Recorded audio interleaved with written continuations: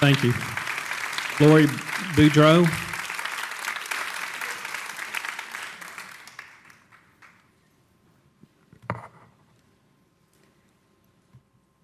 After Mr. Savory, I'm probably going to sound like a Debbie Downer, but I am Lori Boudreaux.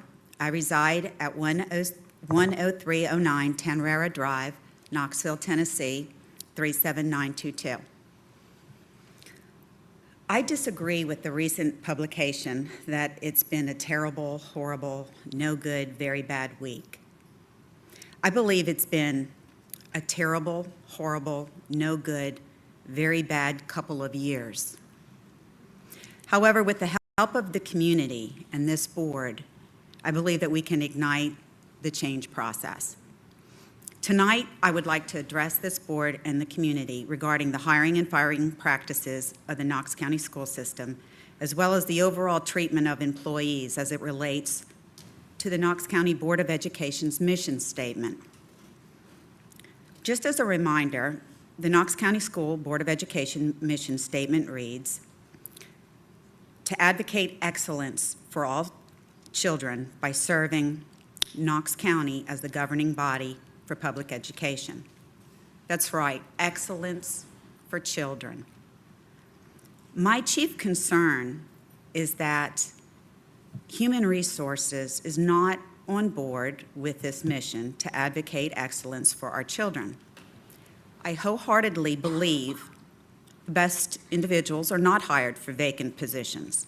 In many cases, they're not even interviewed. That is, if the positions are even advertised in the first place. Additionally, excellence for students is not fostered by the destabilization of schools through unexplained transfers and non-renewals of skilled and talented educators. Simply stated, this is a violation of our mission and our vision for our students. Students suffer when talented teachers, counselors, and even administrators are dismissed, transferred, or never hired without valid reasons. At the recent Monday night work meeting, some board members agreed that unexplained transfers and non-renewals were detrimental to students, teachers, schools, and communities. A plan of action was mentioned, perhaps to develop some type of appeal process for non-tenured teachers that are not renewed. Well, that was the discussion that prompted me to address this board and this community this evening. I am an educator. I'm an educational leader. I am not a blind or silent follower. Perhaps that explains why I no longer work for Knox County Schools. You see, I used to work as a professional school counselor for Knox County Schools. That is until I filed a grievance. Of course, following the proper protocol and the channels, I filed a grievance regarding hiring practices that were in direct violation with board-written procedures.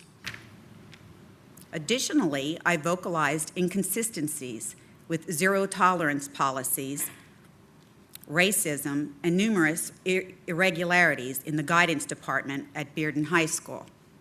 And I want to interject this right here by saying it's not the same guidance department that exists today. This was through the years of like 2001 through 2007. I believe the guidance department is greatly improved at this point.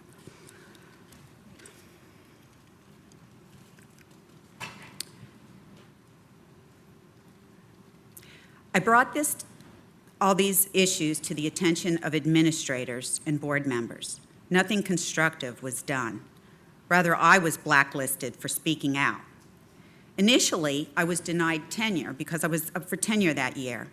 And it was cited that the reason I was denied for tenure was due to bogus, low scores in the area of professional development. Now, the irony of that is that I'm a lifelong learner. I've always been in school. I had already earned a Bachelor of Science degree in secondary education as a psychology-sociology major, a Master of Science degree in counselor education, and a second Master of Education degree in educational leadership. It's important to note that I just didn't pass through school, that I earned international honors in my graduate work and was a member of the International Honor Societies for both counselor education and educational leadership. Also at this time, I was enrolled in a clinical counseling supervision program at Johnson University to obtain licensure as a licensed professional counselor with a mental health service provider designation in order to diagnose. I attended numerous additional trainings in my field, participated in professional organizations, and personally subscribed to professional research journals at my own expense. Since then, I completed Mediation Rule 31 training through UT Law Department and the Knox Mediation Center and completed doctoral classes in educational leadership. I'm not trying to free associate a display of narcissistic tendencies. Rather, I want to point out to the community and to this board that the initial denial of my tenure was nothing more than retaliation. I would venture to guess that I had more professional development hours than anyone in the county that year. The superintendent at that time was Dr. Lindsay. He acknowledged the principal blacklisted me. He disagreed with her, but nevertheless, he did not want to overrule her decision. Consequently, he placed me in another school for the following year where I received my rightful tenure. The appeal process is effective only if the superintendent is willing to overrule inappropriate decisions made at the building level. Mrs. Boudreaux, you can just a couple more seconds, please. Okay. And so once I earned my tenure, the shenanigans or reindeer games continued. I was bullied, harassed, excluded, treated unfairly, and transferred over and over with no reason, given no reason. I was at 8 schools in 6 years. In short, the point I'm trying to make here is that it really doesn't matter whether one has tenure or not. There are many other ways that employees are punished besides non-renewal. Once placed on a blacklist, working conditions worsen in an effort to break down the employee in order to expedite the resignation. I resigned from Knox County Schools and decided to go into private practice when I got transferred yet again. Make no mistake, I'm almost finished if you could bear with me. Make no mistake, employees are afraid to speak their minds in fear of retaliation. The fear is real. I know this firsthand. For the last several years, I have applied to almost every position for which I qualify. I have yet to get an interview. I'm here tonight simply to, I'm not here to regurgitate all the problems in the Human Resource Department. Instead, my agenda is solution-focused. I offer the following suggestions to this board for consideration. Expect the superintendent to overrule faulty decisions regarding tenure or non-renewals. Mrs. Boudreaux, really, you're going to have to finish. Okay. I'm saying it's not fair to other Okay. speakers. Okay. Well, thank you for your time. Mrs. Roundtree, I believe, do you have a question? Yes. That was for the previous, it was Oh. in regards to the okay. previous Okay. speaker. These are just the suggestions, but thank you for your time, your attention, and your dedication to your responsibility to advocate for student excellence. Thank you.